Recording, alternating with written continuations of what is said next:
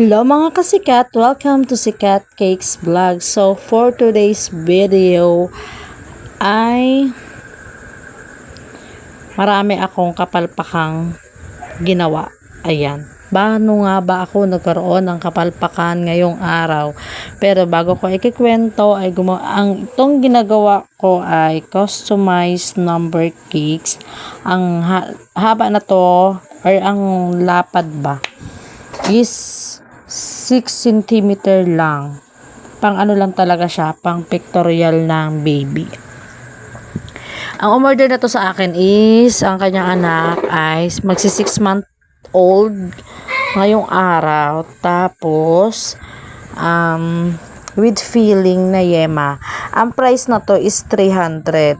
Bakit po siya 300? Medyo pricey po kasi pag customize may yung gusto ni client ang masusunod na design, at medyo mahirap talaga siyang pakinisin kasi gawa na ito po ay maraming shape. Hindi siya katulad ng iba na circle lang, madali siyang pakinisin. So at ayan na nga, pinapakinis ko na siya dyan. Napapansin nyo naman, sobrang hirap na hirap ako dyan sa part ng itaas ng number 6 tsaka sa pinakasulok ng 6. So, paano nga ba ako nagkakaaberya at nagkatarantahan na kasi? Kasi ganito yon, yung nakabook sa akin is 2 cake lang. So, ngayon, biglang may nag-chat. Syempre, rush order pag ganun pag mismong araw. Pero 'di ba dapat talaga pa nagpapa-order ako ng cake is kinabukasan. Kung bukas siya gagamitin ngayong araw, o-order ka na sa akin. So, nung time na yan, 2 lang talaga ang nakabook sa akin. Tapos 3 yung nag-rush order. So, at ayan na nga. Naglagay na ako dyan ng icing. Yung color na gusto ni client is blue at yellow. Ang team niya ay basketball. So, paano ako nagkaroon ng aberya? Kasi ayan no, yung ginamit kong topper, huli ko na na-realize, hindi pala siya waterproof. Pangalawa, diniin ko pa siya. Ngayon, dapat nakapatong lang siya. Pagkadiin ko, nabasa yung topper, tapos nag-fade siya. Kaya, buti na lang naintindihan ni customer.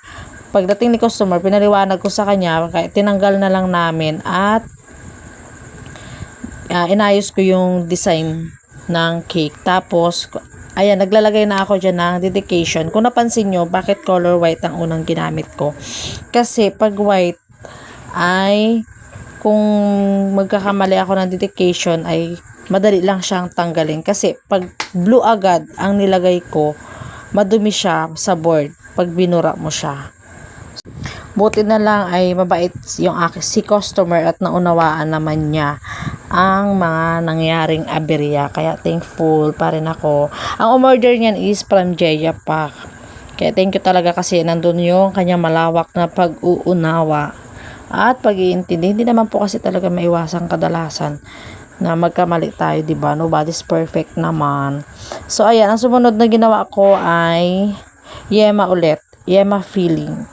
Ayan, umorder si customer ng yema cake, yung filling sa loob. Balit ano yan, tatlong patong, dalawang bawat layer, nilagyan ko siya ng yema.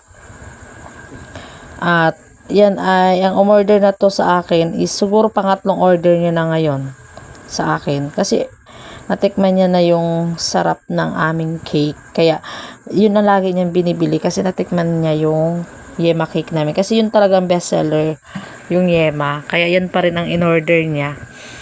Kaya, thank you sa aking customer. Suki ko talaga to. Nakakatatlo na to sa akin.